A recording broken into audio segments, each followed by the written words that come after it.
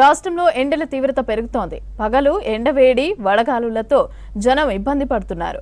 2 రోజుల తర్వాత నుంచి ఎండ మరింత పెరుగుతుందని, ఉష్ణోగ్రతలు భారీగా నమోదయ్యే ఛాన్స్ ఉందని అన్నారు వెదర్ ఆఫీసర్లు. ఈ నెల 22 వరకు 10 రోజుల పాటు హీట్ వేవ్ కొనసాగుతుందన్నారు. నార్త్ ఈస్ట్ జిల్లాలకి రెడ్ అలర్ట్ జారీ చేశారు. జాగ్రత్తగా ఉండాలని సూచించారు.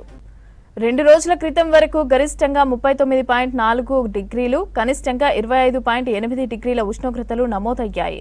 రానున్న 3 రోజుల్లో గరిష్ట ఉష్ణోగ్రతలు సాధారణం కంటే మరో 2 నుంచి 3 డిగ్రీల వరకు పెరిగే ఛాన్స్ ఉందన్నారు వెదర్ ఆఫీసర్లు. 42 నుంచి 45 డిగ్రీలకు టెంపరేచర్లు చేరుకోవచ్చునని తెలిపారు. పలు జిల్లాలకు ఆరెంజ్ అలర్ట్ కూడా జారీ చేశారు.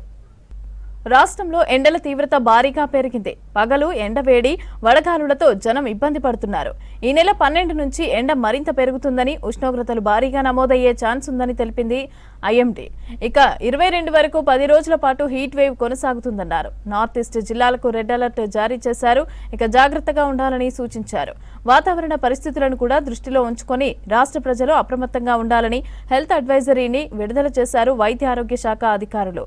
మధ్యాహ్నం 12 గంటల నుంచి 3 గంటల వరకు అత్యవసరమైతే తప్ప బయటకి రావద్దని అధికారులు తెలిపారు. ఇక పిల్లలు, వృద్ధులు, గర్భిణీలు జాగ్రత్తగా ఉండాలని అన్నారు.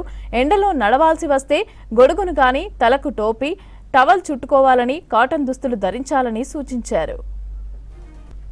భద్రాద్రి కొత్తగూడెం, ఖమ్మం, నారాయణపేట్, మహబూబ్ నగర్, నాగర్ కర్నూల్, వనపర్తి, జోగులాంబ, గద్వాల జిల్లాలకు ఆరెంజ్ అలర్ట్ జారీ చేసింది వాతావరణ శాఖ. ఈ జిల్లాలో 42 నుంచి 45 డిగ్రీల సెల్సియస్ ఉష్ణోగ్రతలు నమోదయ్యే అవకాశం ఉందని పేర్కొంది. రేపు ఉత్తర, తూర్పు, దక్షిణ తెలంగాణలోని ఎండలు దంచి కొడతాయని తెలిపింది. ఆది సోమవారాల్లో రాష్ట్ర వ్యాప్తంగా కూడా 23 జిల్లాల్లో ఎండల తీవ్రత మరింత ఎక్కువగా ఉంటుందని హెచ్చరించింది. తూర్పు తెలంగాణ జిల్లాలు మినహా రాష్ట్రమంతటా కూడా ఆరెంజ్ అలర్ట్ అమల్లో ఉంటుందని అన్నారు అధికారులు.